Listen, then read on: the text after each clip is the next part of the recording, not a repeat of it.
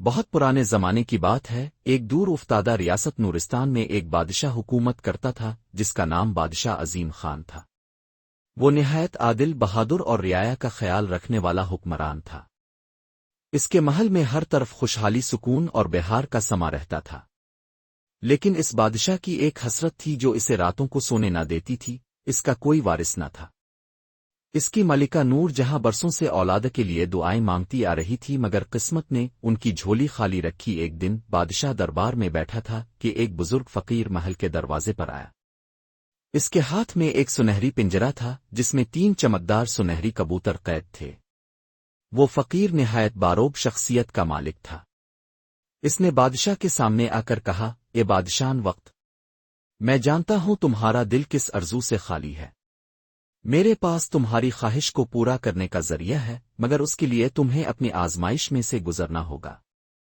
یہ 3 جادوئی سنہری کبوتر تمہیں ملکہ کے ذریعے عطا کیے جائیں گے۔ ان کی حفاظت کرنا تمہاری ذمہ داری ہوگی، کیونکہ انہی میں تمہاری قسمت بندھی ہے۔ بادشاہ نے فقیر کی بات کو حیرت اور امید سے سنا اور فوراً کبوتروں کو قبول کر لیا۔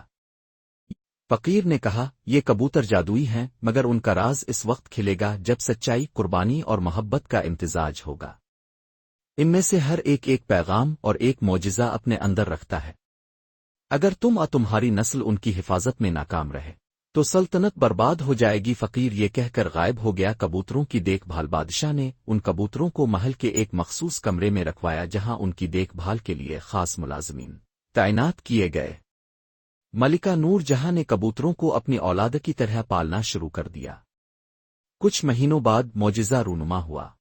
کچھ مہینے بعد ملکہ کے ہاں 3 خوبصورت بچے پیدا ہوئے، 2 بیٹے اور 1 بیٹی۔ بادشاہ نے ان کے نام رکھے شہزادہ بہرام، شہزادہ تیمور اور شہزادی گل رخ۔ دلچسپ بات یہ تھی کہ جس دن شہزادے اور شہزادی پیدا ہوئے، اسی دن سنہری کبوتروں نے خوشی سے پر پھڑپھڑائے اور ان کی آنکھوں سے 3 روشن آنسو نکلے جو محل کے فرش پر گر کر چمکتے ہوئے موتی بن گئے۔ تینوں بچوں کی تربیت، تینوں بچے نہایت ذہین، نیک اور خوبصورت تھے۔ ان کی پرورش محبت، حکمت اور جنگی فنون کے ساتھ کی گئی۔ بادشاہ چاہتا تھا کہ ان میں سے جو سب سے زیادہ عقل مند، بہادر اور انصاف پسند ہوگا وہی اس کا جانشین بنے گا۔ سنہری کبوتر اب بچوں کے دوست بن چکے تھے۔ وہ صرف شہزادوں اور شہزادی کے سامنے بولتے اور ان سے راز کی باتیں کرتے۔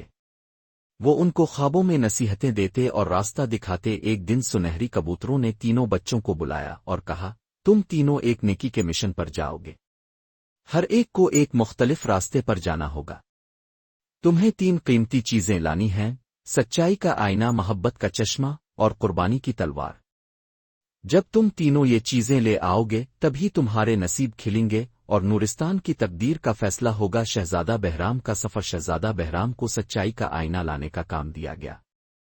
اس نے گھوڑے پر سفر کا آغاز کیا اور کئی دنوں کے بعد سایوں کی وادی میں پہنچا، جہاں سچ اور جھوٹ کی جنگ جاری تھی۔ ہر شخص نقاب میں تھا اور سچ کو جھوٹ سمجھا جاتا تھا۔ شہزادہ بہرام نے اپنے دل کی طاقت سے نقابوں کو اتارا، لوگوں کو سچائی کی روشنی دکھائی۔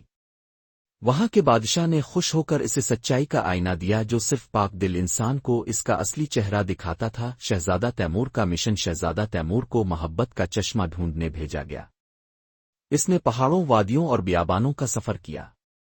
آخر کار وہ تنہائی کا جنگل پہنچا جہاں محبت کو قید کر کے رکھا گیا تھا۔ ایک سنہری قفل میں بند چشمہ تھا۔ اسے کھولنے کے لیے صرف بے غرض محبت کی قربانی کی ضرورت تھی۔ شہزادہ تیمور نے ایک زخمی پرندے کی جان بچا کر وہ قربانی پیش کی۔ قفل کھل گیا اور چشمہ جاری ہو گیا۔ وہ چشمہ ایک چھوٹی شیشی میں بھر کر واپس روانہ ہوا۔ شہزادی گل رخ کا امتحان۔ شہزادی گل رخ کو قربانی کی تلوار حاصل کرنی تھی۔ وہ ایک بہادر اور نڈر لڑکی تھی۔ اس نے کئی دشمنوں کا سامنا کیا۔ آخر کار وہ وقت کی غار میں پہنچی جہاں ایک اژدہا قربانی کی تلوار کی حفاظت کر رہا تھا۔ اژدہا نے کہا، یہ تلوار صرف وہی لے جا سکتا ہے جو اپنے خوابوں کی قربانی دے۔ گل رخ نے بغیر جیج کی کہا، اگر میری قربانی سے سلطنت بچ سکتی ہے تو میں اپنی خوشی چھوڑنے کو تیار ہوں۔ یہ سن کر تلوار چمکنے لگی اور اژدہا ایک فرشتہ بن کر نمودار ہوا۔ اس نے تلوار گل رخ کے حوالے کی اور کہا، تم نے سچ میں قربانی کا مطلب سمجھا۔ واپسی اور ازمائش۔ تینوں بہن بھائی واپس محل پہنچے۔ جیسے ہی انہوں نے تینوں اشیاء سنہری کبوتروں کے سامنے رکھیں، ایک زوردار روشنی پھیلی۔ کبوتروں نے پرواز کی اور فضا میں ایک طلسماتی قلعہ نمودار ہوا جو صرف بادشاہ کے اصل وارث کے لیے تھا۔ اچانک محل کے وزیر زہیر نے حملہ کر دیا۔ وہ کئی برسوں سے حسد میں مبتلا تھا اور سلطنت پر قبضہ کرنا چاہتا تھا۔ اس نے سنہری کبوتروں کو قید کر لیا اور تینوں بہن بھائیوں کو قید میں ڈال دیا، مگر جیسے ہی اس نے کبوتروں کو نقصان پہنچانے کی کوشش کی، تینوں بوتروں نے ایک ساتھ زوردار چیخ ماری۔